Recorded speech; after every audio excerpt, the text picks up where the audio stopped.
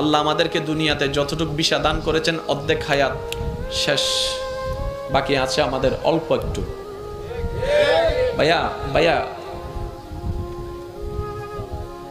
একটু বাকি আছে, আমারও আপনারও আমাদের সবার।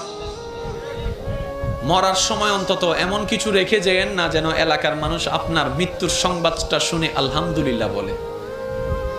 এমন কিছু রেখে যেন না যেন আপনার ছেলেরা আপনার নাতিরা আপনার নাম শুনলে যেন লানত দেয়। এটা জীবন নয়, এটা জীবন নয়, এটা জীবন নয়।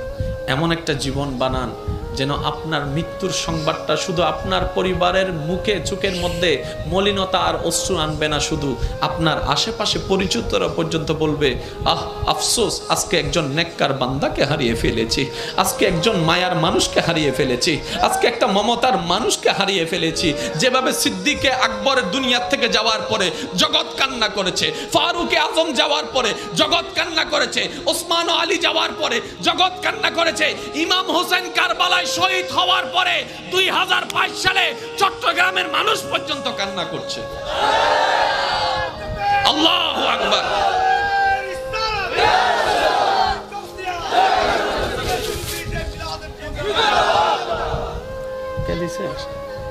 কে দিছে এটা? মাশাআল্লাহ মাশাআল্লাহ মাশাআল্লাহ, আলহামদুলিল্লাহ। আমি রাখছি, সবাই বলেন একবার মারহাবা। তাহলে একটার নাম জানা। অনেকে বলবেন হুজুর এই জানা এবং বুঝা শব্দ নিয়ে এতক্ষণ সময় পার করে দিলে কেমনে হবে? ভাই জানতে বেশিক্ষণ লাগে না, বুঝতে একটু সময় লাগে। এবার আসেন, জানাটা হয় কোন জায়গায়, বুঝাটা হয় কোন জায়গায়? মনোযোগ, মনোযোগ আছে।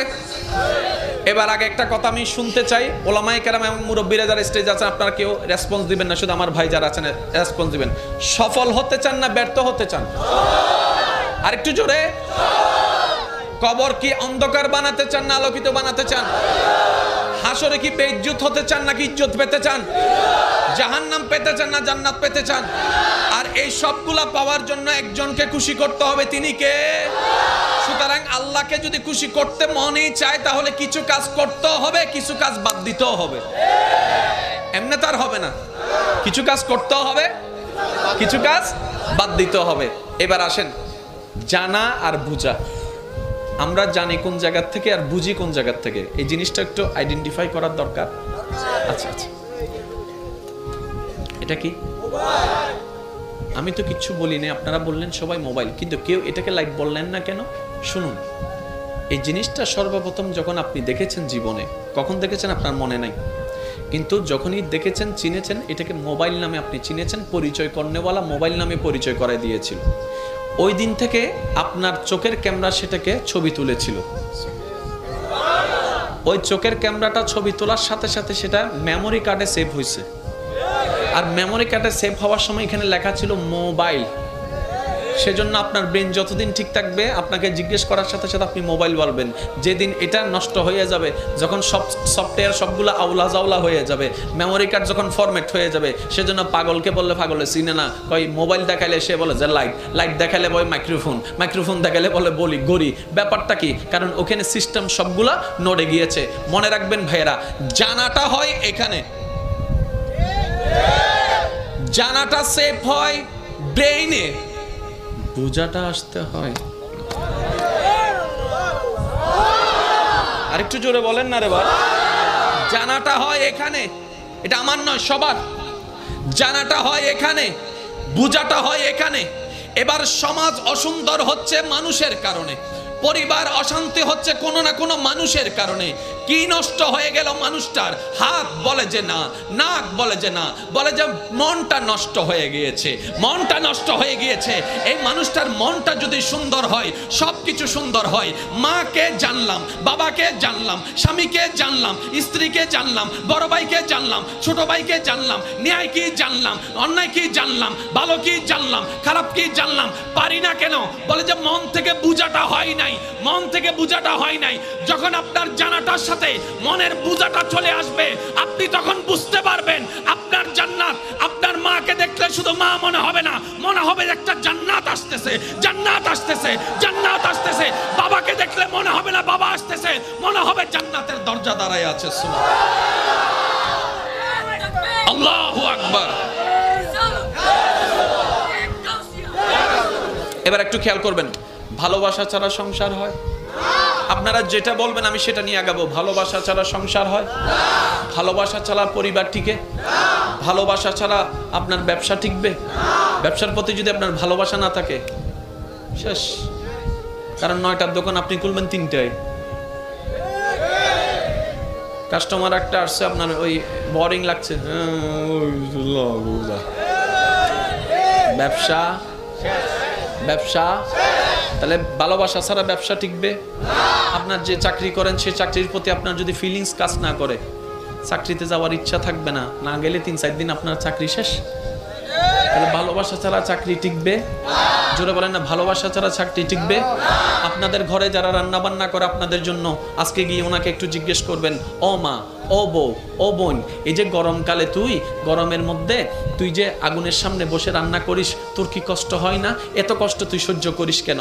তখন স্ত্রী বলবে, স্বামী তোমার জন্য, স্বামী তোমার জন্য, স্বামী তোমার জন্য।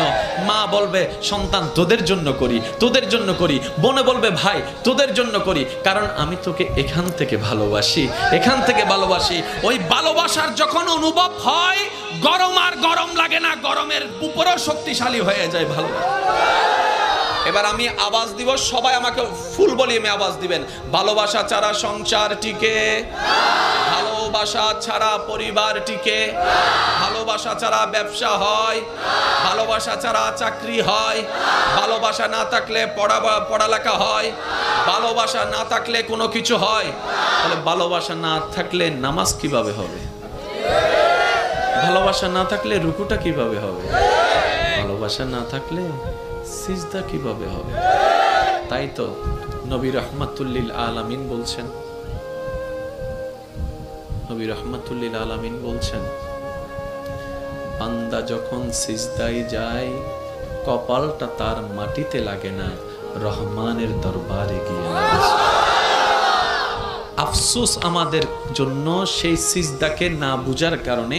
আপনাদের মসজিদেও হয়তো অনেকবার আপনারা লক্ষ্য করেছেন, রুকুতে না হয় সিজদাতে না হয় বৈঠকে ইমাম যদি কোনো রকম একটু দেরি করে, 5-10 সেকেন্ড যদি একটু সালাম ফিরাতে দেরি করে কিংবা উঠতে দেরি করে, পিছন থেকে একটা কাশি নামক মিসকল চলে আসে, কাশি নামক মিসকল চলে আসে। ও ভাই তুই কাশলি কেন? তোর কি জক্কা হয়েছে? বলে যে না, ঠান্ডা লেগেছে। না তো কাশলি কেন? বলে যে হুজুরকে একটু সিগন্যাল দিলাম। কিসের সিগন্যাল? বলে যে আমার 3 তাসবিহ শেষ হয়েছে। হুজুর আপনারটা শেষ হলে আপনি এবার তুলতে পারেন, আপনি এবার মাথাটা তুলতে পারেন, আপনি এবার মাথাটা তুলতে পারেন। হুজুর আমার তাশাহুদ শেষ হয়েছে, দরুদ শেষ হয়েছে, আপনার শেষ হলে আপনি এবার সালামটা ফিরাতে পারেন। কিরে ভাই, নামাজ তো মওলার সামনে দাঁড়ানোর একটা সুবর্ণ সুযোগের নাম, নামাজ তো গুনাহ মাফের একটা জারিয়ার নাম, নামাজ তো রবের রহমত পাওয়ার একটা জারিয়ার নাম। এখানে এসে তুই তাড়াতাড়ি করছিস কেন? বলে যে আফসোস, আমি নামাজটা জেনেছি, বুঝার মতো বুঝতে পারিনি। যদি ভালোবাসা থাকতো সে আর কাশি দিতে পারতো না। সে বলতো যদি সিজদায় এতটু আরেকটু থাকতে পারি।